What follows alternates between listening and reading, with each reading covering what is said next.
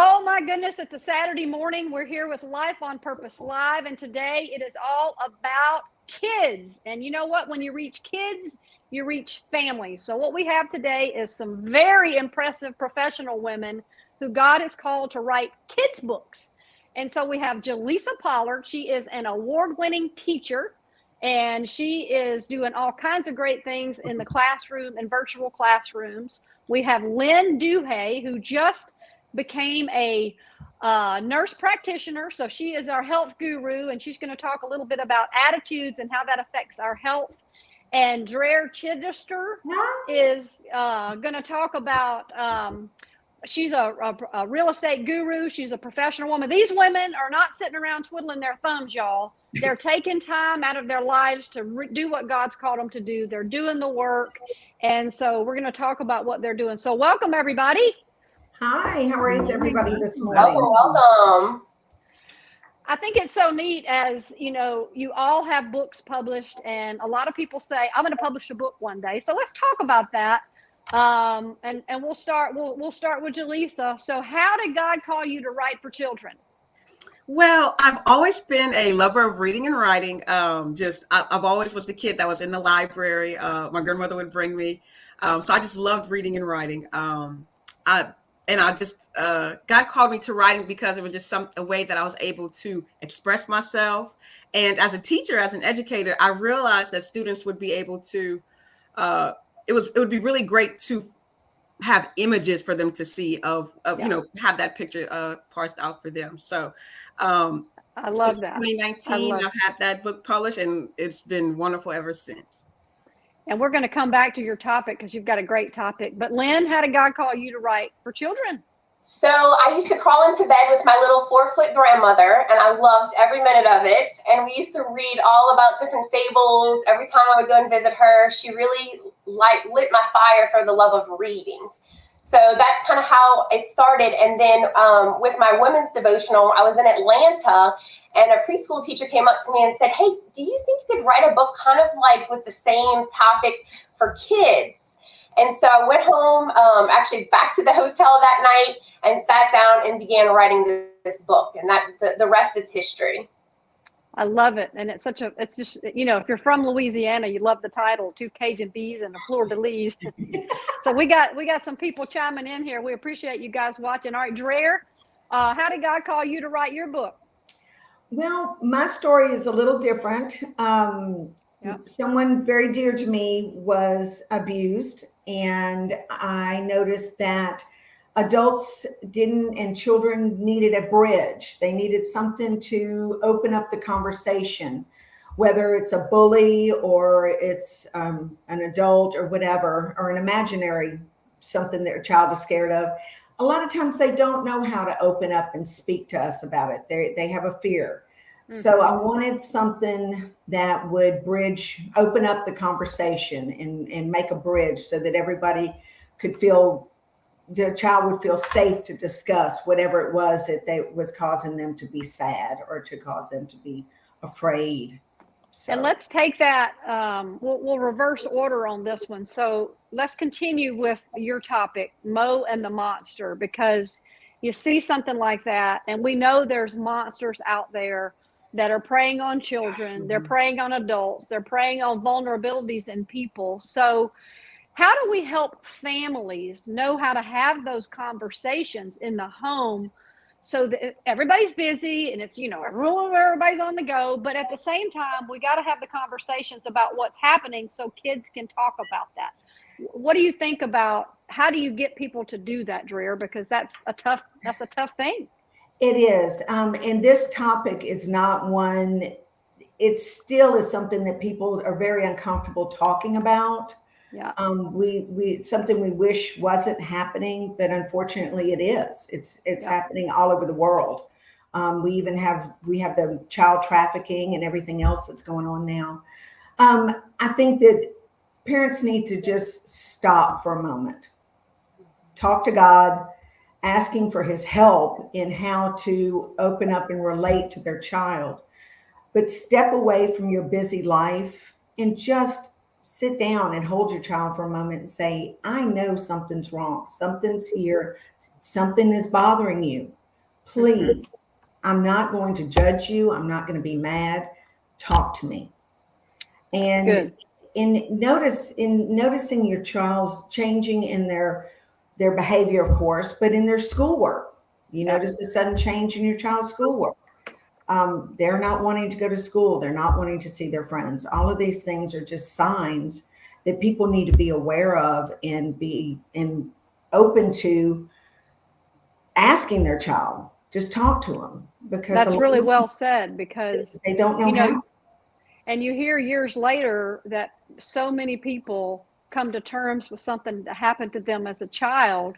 Exactly. And they, it's been, and Lynn, let's move on to you, because you know the effects of that as a medical person, the stress people feel, the things we carry in our bodies, those have ramifications. And while we want to invite God into that, we also need to have those conversations. So Lynn, that's absolutely right, Beth. And I love what Dreher said. We need to have those hard, tough conversations with our kids and let them know it's okay. It's okay to be able to express their feelings, and then nothing is insignificant to God. So why as parents should be insignificant to us? One of the reasons why I wrote, ironically, and Dreher and I have a similar story when it comes to the bullying aspect, because one of the reasons why I chose to write on the Beatitudes is that I started being bullied in kindergarten on the bus, and that continued for a lot of my life. So I wanted to be able to empower young children, even if you are different in some way. God made you different. God made you unique. He made a specific recipe that it's a limited edition for each of us. And so when we embrace that recipe of how God created us and move past our differences, we realize the light that we bring to this world. It has to be different than everybody else, right? Because we can't all be the same. And there's so much power in diversity. And I think the closer we get to that, then there's a healing process that can take place. And I actually work with my patients on inner child healing. Sometimes we have to go backwards and talk about that bully on the bus before we can go forwards. Exactly. And that's okay. That's so true. And that leads us back around to Jalissa. You're an expert in kids. I mean, you're an award-winning teacher. You know how to reach these kids. So you deal with this on a daily basis, specifically children. So, and you write about the faithfulness of Daniel. You write about your grandmother. So you've got faith and family in there. So, we really need to help families really dig deep in their faith and talk about things so that kids aren't carrying around heavy weights that they were never carried around. So Jalissa, what's that magic? And I know it's not, magic is a bad word, but what's that formula to be able to reach those little kids at such a young age? Wonderful question. Thank you so much, Beth. And Jessica, I really thank you. You brought it on home for me as far as reaching back to who we were. Sometimes you have to reach back to understand and grasp, the weight, the gravity of all that our families, that the world is trying to teach us. And as far as the children, I remember something distinctly in a church service. The priest was up there and he said, I think it was around the holiday season. And he said, with everything that we give our children, have you considered at least one spiritual gift to bestow on our children? They have the toys, they have the games, they have, the electronics. But have you considered something that would be worthy of, saving their soul? So I remember when he said that, and I was like, yes, this is my purpose. This is what I was called to bring here, to normalize, to share the stories of the Bible, to share the fruits of the Spirit. This is something that we all need to know. And being that I worked with children, I remember that my love of reading and writing was fostered as a child. And that's whenever, their brains are like sponges. And so I figured that would be the best avenue to start them young, train them up as we go. Absolutely. So that's why I figured that this would be that age range that would be able to be the best. Give that to them. And what a gift to share, Jalissa. That's amazing. Like looking at it as a gift that we give the next generation. That's powerful, So I love that you use that verbiage, it is a gift.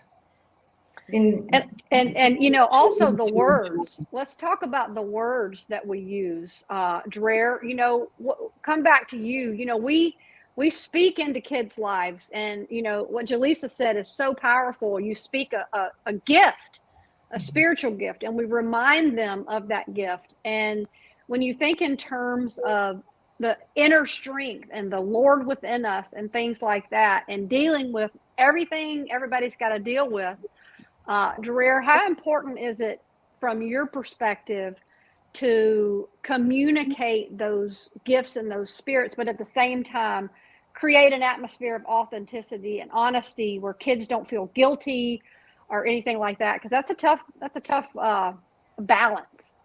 And it is. And I've just, in my own situation, I have brought where that we read the Bible together. I do that with my grandson. We read the Bible together.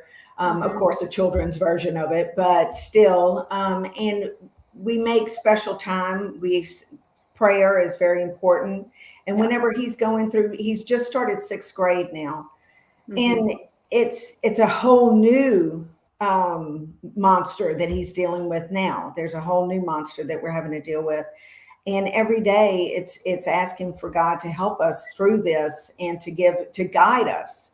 And we have had to do some things, extra steps, and spending that extra time with him to help him get through these new changes in his life. It's like you were saying about when things happen when children are very young, it carries through, and it has to be constantly talked about and addressed, and because it will be held inside if you don't bring it out and continue to help to heal the wounds. Heal the wounds. And Lynn, you're an expert at the inner healing. So if you have a family and they're concerned about a child, or something has happened, they've been bullied on a bus, they've been outcast by friends. I mean, those middle school and high school years can be tough. Very. How do you empower that child to be productive and positive in dealing with those things? Because they're hurtful. Absolutely. Yeah, I mean, I think the biggest thing is, as a family, not to act like it didn't happen. So often as families, you know, people want to just push it aside and act like it didn't happen. And when we push things aside, we can't be there for children. We can't say, hey, it's okay to be you. You know, if we're acting like maybe they're not being bullied, or that they haven't been through some kind of trauma, and the body remembers. So everything we say and we've been through, the body remembers that trauma until we deal with it, and we deal with those heavy emotional, aspects of healing. Then even on a physical level, we can't heal. And so definitely, honing in on listening. God gives us 2 ears to listen. So we are listening supposedly more than we're talking. And sometimes I think as a parent, as a friend, we just have to be able to put our listening ears, and even if we don't understand, just be willing to listen to that story from that child or that person, and what they're going through from their perspective. And let the child know that it is not their fault. Absolutely. What is going on? That is huge. Is letting the child understand that what is going on is not their fault. And that goes for divorce, because, I come from a divorced family, and, kids take that on. And I'm going to loop back to Jalissa, because Jalissa, you're in the pulse of this every day. I mean, you deal with kids, and when you deal with kids, you deal with their families, because you've got the parents, you've got a whole picture of what's going on today. So how do you take those red flags and tell a parent, hey, I think we need to look into this? Or how do you recommend when you see something going on for a family to deal with something? Because there's a lot of wrong ways to deal with things, and what are the right ways to deal with these things? So I would go on to say that some of the right things to do would be, well, mainly whenever I'm with my students, Mm-hmm. working on them. Of course, I'm an English teacher, on expressing themselves via writing, expressing themselves verbally. And usually it's the verbal that the child, that the student really needs help with. And so just letting them know, just building that relationship with them, letting them know that there is, even if you may feel in your home that you are alone or isolated, or that the monster may be in the home as well, or in the family, that you can seek refuge in the body of Christ. I remember as a child, I was in the youth group. I had catechism classes, and even then, even as a youth, that was one of the most powerful feelings I had felt.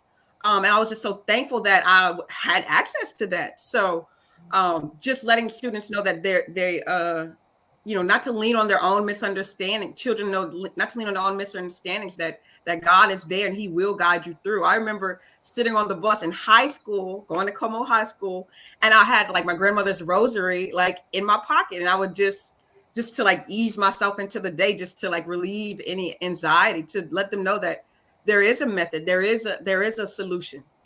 Yeah, that's very, very good. I love how you're being the safe space for your kids and your students, Jalissa. That's powerful, because everybody needs a safe space and a safe person to go to. That's great.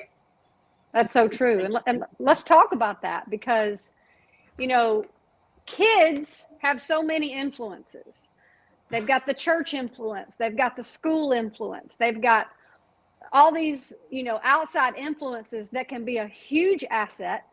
But so many people feel ill-equipped to deal with what's going on in the world today. You've got so many things that are coming at teachers, and Jalissa, I know you see this. You've got so many things coming at families, and I mean, it's like all of a sudden you're like, oh my gosh, how do I deal with all this? And what do you say to people that are leaders? Because it's really not as much about having the right answer as it is listening and getting that child to bear their soul. So Dreher, let's go back to you. I mean, it's more about listening. Is that true? Oh, it is very much so. You need to, like you were saying, be their person, have a safe space for them. Yeah. And in my situation, I happen to be my grandson's safe person.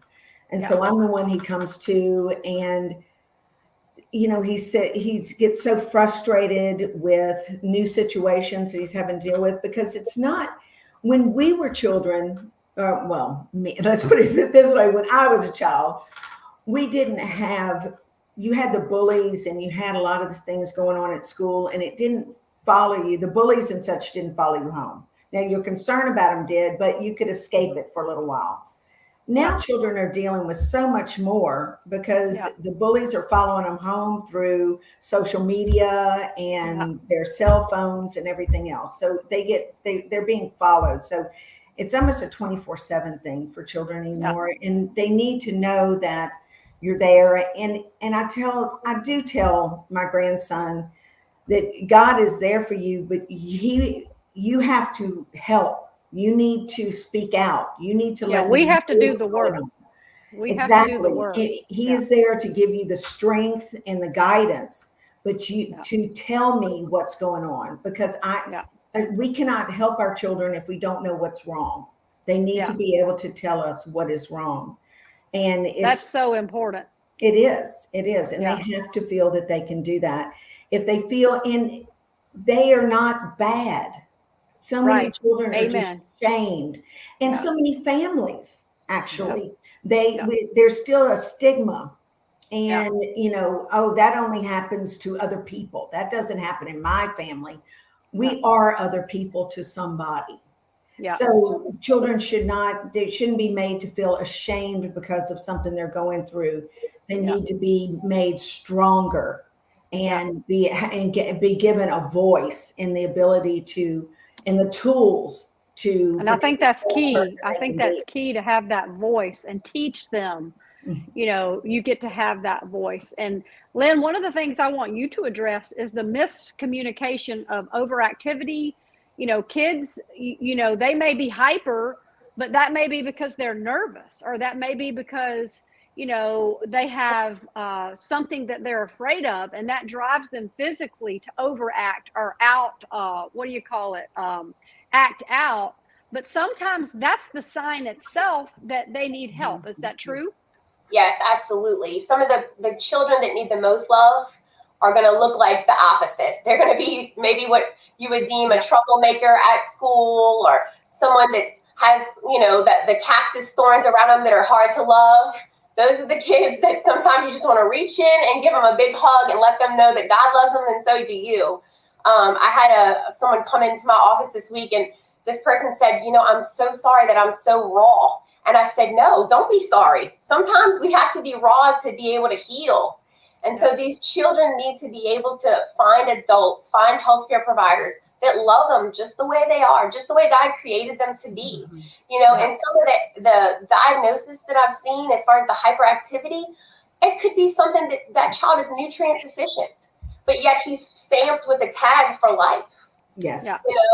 And it's so hard for me to see that, because it could be one thing this person is missing for neurotransmitters to take place. So their body is always in fight or flight mode. And maybe their teachers, maybe Jalissa might experience this, where you might have a child that always looks like they're on a treadmill when they walk into the classroom, and it's nonstop, and maybe at home they don't know what to do. So pursuing different avenues to healing and healthcare that are going to help those children get what they need. And that's really my passion, to find them where they are and to meet them where they're at, to provide the care that they need. And Jalissa, as the teacher, as the expert, as the one that knows the methods of getting to a child, because, saying things and doing things are one thing, but actually being able to reach them. So how do you take all of this and be able to develop a plan as a family, or a plan as a church group to be able to really be effective? Because sometimes we do things that are counterproductive, or they're not effective, but we're trying. What are those things that we can do better to actually be able to teach the child to have a voice, or teach the child to really have those conversations? Jalissa, what can we all do better as being teachers? Because we are. Well, and I have heard this echoed throughout throughout our wonderful life, but naming it, not pushing it under the rug. And I tell myself each year, I always have that one student who makes me earn my bread, because that one student is there to teach me something. There's a reason why, like you say, there's a reason why you're not sitting down. There's a reason why I can't get to you. So I have to dig deeper. And so being able to That's good. Build those relationships, being able to foster those relationships with the parents, like you say, with the community. I start asking the children about themselves and say, hey, you do have a personality, you do have life, you do have value. Share that with me. Express, make sure you're able to express yourself. Jesus came so that we can have life. So let's bring that life out of you. But just what you ladies are doing here in the live, being models of grace, being models for your families, for our communities, letting them know that God is ever present, and this is, our gifts to the world. That's good. Kind of weave all of that, the aspects of our lives together. I think that's really good. And one of the things that I'm going to say, I'm 58 years old. I can look back. I'm a grandparent, but put your phones down, parents. Put your phones down, because I go places, and I had what I called red rules, that when I picked up my kids from school and when I dropped them off from school, that was the beginning of the phones, but I wasn't having any phones at those times, because, and I get it, we work on them and all those things, but when your kid wants to talk to you, there has to be no distractions. Set it down. Put it down, and don't let it be making noise, because, there's nothing that says to a child, I'm not important, more than a half conversation, or no eye contact, or no physical touch, because the touch is the phone. So I just had to add that, because I see that. So what I want to do now, we could talk all day, but we're not going to. I want you each to talk about your books, because you're going to put links in this comments about your books and what people can get for Christmas for their kids, for birthday presents for their kids. And I want you to talk about what's in those books, because all of your books are different, but they're awesome. And Jalissa, start with that, because you've got 2 books, and tell everybody, show your picture of your books, and let's talk about what people can get, because you're not just getting them on the live, you can get them via their books, and this is a very important thing. So Jalissa? Absolutely. So I do have 2 books. My first book is My Grandma is a Lady. That was published in 2019, and it was a tribute to my grandmother who raised me.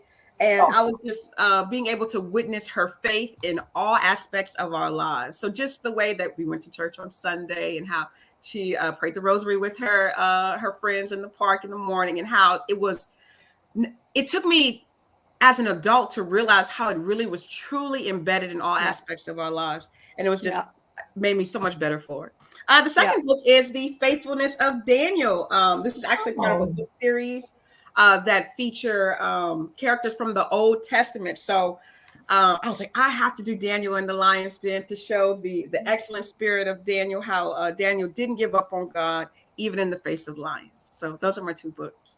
Those are great, and those are great topics. And to be able to read those with your kids is really good. Okay, Lynn? Okay, Miss B buzzing? Yes, I also have two books. One is a women's devotional. It's called The Love Beyond Fairy Tales. So that's what started me on this book excursion. And then, of course, Two Cajun Bees and a Fleur de Lis. So a little bit about A Love Beyond Fairy Tales. When I was a little girl, I'm sure you guys may be able to relate to this. You know, I thought there was going to be this man on this horse who's going to rescue me, and all this thing, you know, all this stuff was going to happen. I was going to be a princess in a castle, and that's not exactly how life went. And so just kind of embracing how we can still live God's abundant life and be all that we were called to be. So that is the devotional. And then Two Cajun Bees and a Fleur de Lis are about the Beatitudes, which the Bible talks about it. They spell it a little different than I do. I get it now. Yes. Okay, so obviously I'm all about my Beatitudes, but it's just a way, it talks about it in Matthew. Beatitudes mean blessings. So this is a way of passing on blessings to the next generation and giving them a roadmap of what's going to bring them joy in their life, and helping them to just guide them step by step, encouraging them that if they don't look like everybody else and they do things a little different, that's okay. That's probably how God created them. And so they need to just push forward, push through, find some great friends to be able to do life with that are able to just embrace them for who they are. So I'm all about, you know, making sure people feel comfortable in the way they were created to be, because we want them to be their best. So that's a little bit about and that's so good, because if you can get them before they get the social media, and you can get them before they get influenced by all the other things that are coming a little bit later in life, then they'll have a sense of self. So Dreher, let's talk about Mo and the Monster. This is a big deal. I mean, it's a cute book. No, I'm not. Please forgive me if I'm not holding it correctly. No, I can see it. Okay. And Mo is, I wrote Mo because of what happened in my family, and noticing, of course, like I said, what had happened. And I think that it's just a great way for parents or it's not just parents, it is caregivers, grandparents, whomever, to open up, even teachers or social workers or whomever, a way to open up the conversation with these children, because it really does need to happen. You know, and you had mentioned about divorce, and divorce is that. Actually, I'm working on a book about that topic right now, as a matter of fact, but kids tend to blame themselves for things that are going on in their lives, instead of understanding that this is not their fault. So it's a way. It's so true. And what happens is exactly like we were talking about earlier, that if it's not addressed, then it just grows and grows and grows, and it just causes more and more damage. It eats away at the child and their personality, and them being who they really are meant to be, and what God put them on the earth to do. And they can lose themselves if this isn't addressed. So it's just very important to me that there is a gateway. And this can help children all over the world. So I'm just really hoping that I can help some children and some families to come together and get past whatever traumas, whether they're imaginary bullies or horrible adults, whatever it is, that we can help families to get through this and help the child to move on and have a successful life. And I just want to add to that the level of communication within families and around the dinner tables and things like that is, don't wait on a kid to bring something up. And because you hope that they will, but what if they don't? Ask them questions. How was your day? How's your relationship with your teacher? That's so good. How's everything? And then listen. You know, what we've got to do is listen. And sometimes it may be the second or third answer. But, you know, if you watch the great interviewers on TV, they ask questions, but then they just nod for a while. They don't jump right back in. And it's usually about the third or fourth comment where the truth really comes out. And that's just a great thing to do when you ask your kids or your grandkids. This could be for any relationship.